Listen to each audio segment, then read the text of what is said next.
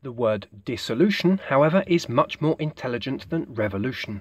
The idea is to dissolve the pyramid from the bottom by quitting the bottom layer and spreading out into the surrounding void created by the extractive dictatorship. We can then recreate and access the natural wealth directly and then create a horizontal web-shaped society.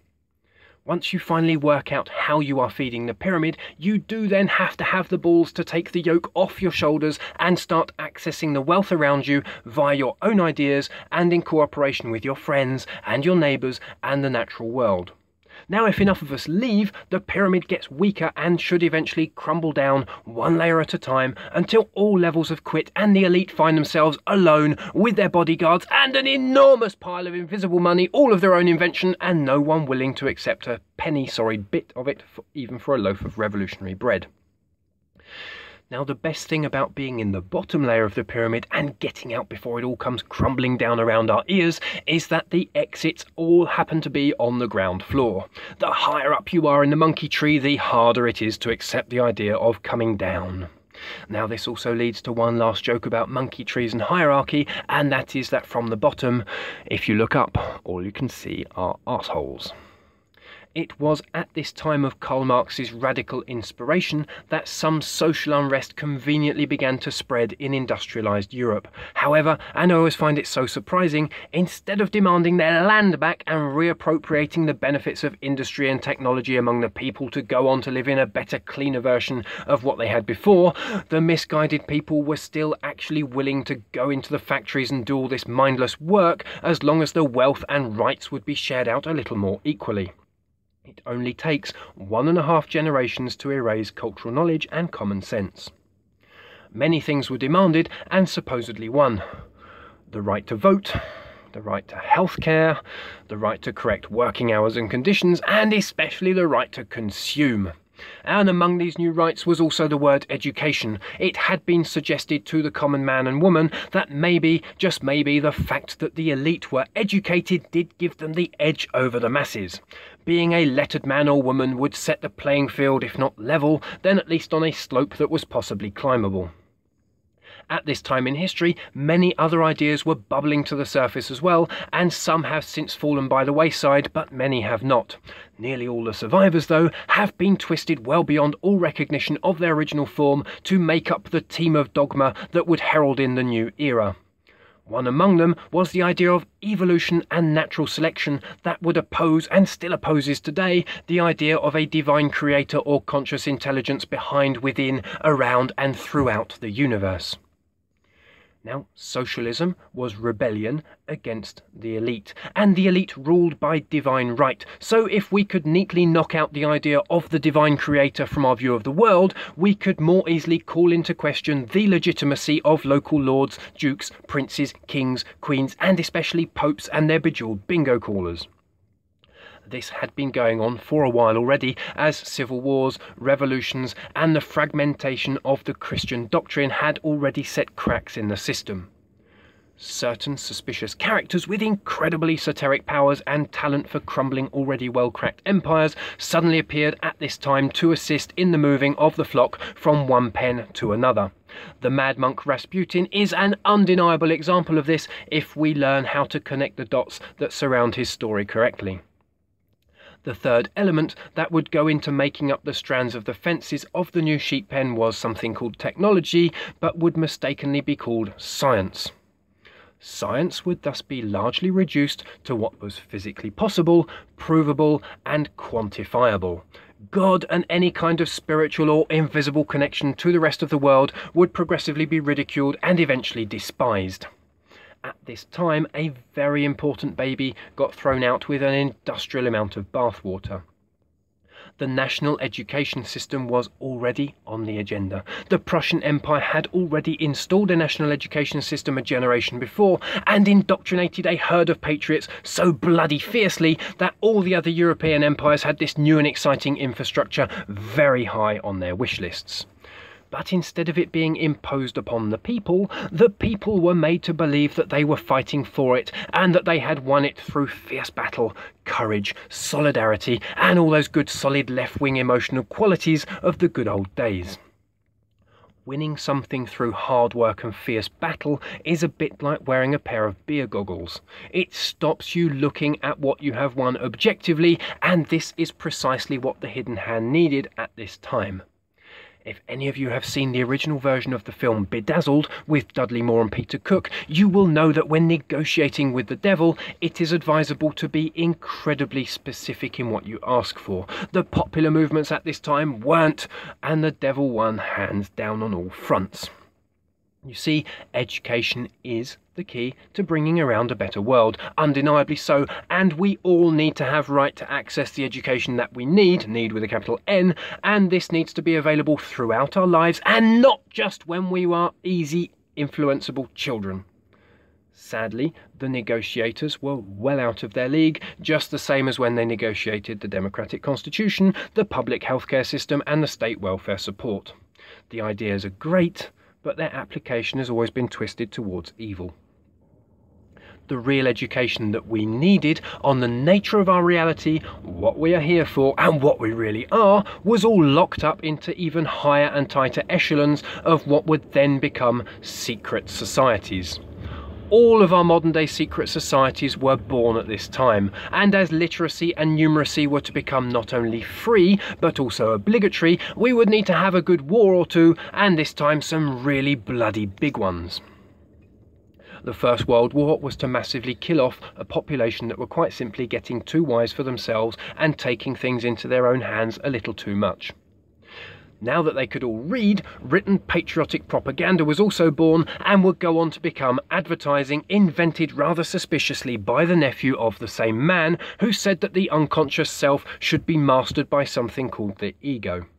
The only difference between Sigmund Freud and his nephew was that Bernays thought that the unconscious self should be mastered by adverts. The Second World War was then organised to destroy everything else and release a whole new load of unexpected and surprising technology into the physical reality. Many books were burned or moved, and many already widely available renewable energy sources were destroyed along with all the books on how they work. The bungling Secret Service agents, however, forgot to remove the records of the books from the libraries, and so we still have the traces. Not only that, but many historical artefacts also disappeared, and thanks to one Adolf Hitler, the stage was subsequently set to create a European mindset that would protect certain ideas from scrutiny even to this very day. Hitler very neatly managed to combine fascism and socialism, although that second bit always tends to get forgotten by today's socialists, and a very strong interest in aliens, otherworldly forces, and the esoteric in general. Adolf even went to such extremes as launching military missions to the poles of the earth to find the entrance to the Hollow One. Now there is a rather big rabbit hole. Because of his subsequent crimes against humanity, he successfully tainted a whole load of ideas to make them socially untouchable, especially in mainland Europe, for generations to come. Speaking out against the crimes of Israel, criticising the fraud family and their government-sponsored psychoanalyst and advertising crimes, or investigating such rabbit holes as the Hollow Earth, the pyramids, ancient Egyptian technology, or just stepping onto the path of self-improvement by embracing one's higher dimensions, can get you easily labelled as very dodgy, selfish, curiously egocentric, and as on the same path as good old Adolf. Now, this kind of knee-jerking reaction is exactly what national education is designed to produce. History is always written by the winners, but the real and very simple genius of the education system was this. Listen carefully. If the fundamental nature of our reality is an esoteric democratic process, and that our physical reality depends entirely on what we believe it is, and is thus created by our daily emotional throughput, then if you take all the children and teach them and demonstrate to them that the world is like this, that and whatever, well then the world becomes like this, that and whatever, doesn't it? It follows suit like the obedient little puppy I talked to you about earlier. It is a self-perpetuating system. To create a new system, you just have to load up the parameters into the collective conscience using schools and later television as a disk drive, and then one generation later, the new system is pixelating through onto the screen of the physical reality. If you create a whole generation of emotionally traumatized individuals, you will have a very traumatic physical reality. The end. Putting the national education system into question is even harder. For a person to come to the point of being able to say that national education conditions people into being drones, they would first have to put into question everything they are very objectively to see whether or not they were made into a drone. It protects itself by its progeny's own lack of ability to self-criticize objectively, which is of course why subjects like critical thinking and introspection are always out of the program. The socialist, Darwinist, Freudian, reductionist model of the world has one further major advantage for the hidden hand. If people believe that the world is an accident in space-time and that there is physical and mental only, and that mental belongs uniquely to these rather arrogant humans who are alone in the universe, well, the world becomes very physical, completely mental, rather arrogant, and completely lonely. The new two-dimensional world quickly empties itself of any competent people who ran to the hills, and the remaining masses become a lot easier to govern.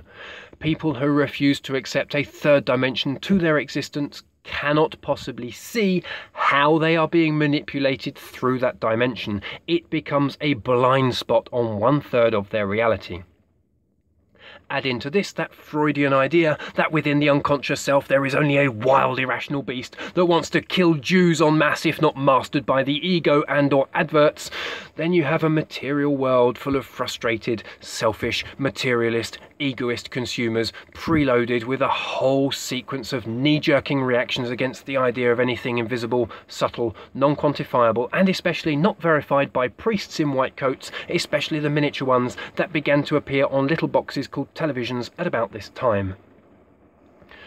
Now, I have had several odd experiences that have allowed me to see this going on other levels. One of them was on an incredibly mad day coming back from a weekend raving. Now, I will openly admit before I start that on this day I was on my way back down from some very chemical highs and more than a bit bitchy. I had swapped cars with a friend for the weekend road trip, and on the way home on Sunday, one of the friends in the car suggested a stop at a new and shiny out-of-town shopping mall. We parked the car, and I managed all of 10 minutes inside the Church of Commerce and Consumerism before declaring that the car park did it more for me, and announced that they could all find me there at their leisure. I found the nearest exit, and then suddenly found myself stood on a shiny steel and white concrete island in an ocean of cars that I just hadn't seen on the way in, and the exit that I had taken wasn't even the same as the entrance through which we had come either, and I just hadn't thought to note that sequence of numbers and letters kindly provided on very high pylons for worshippers to be able to relocate their cars after mass consumerism. Not only that, but a very high percentage of the cars in the never-ending car park were of the same make and model and very similar colour, and my 5 senses were rather dulled. Now add to that the fact that I didn't even know the bloody registration number, and you will get the very depth and despair of my predicament.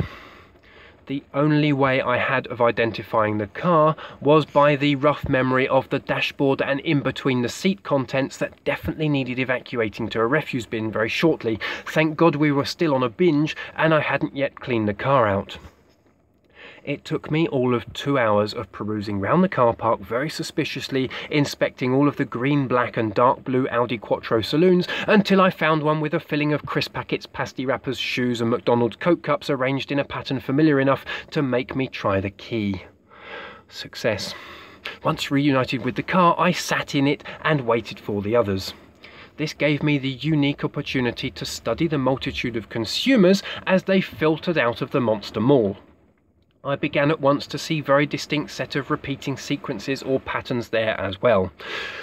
Just going to be one of those come-downs, I told myself, and began bracing myself for the usual oddness associated with the chemical-induced shift of consciousness.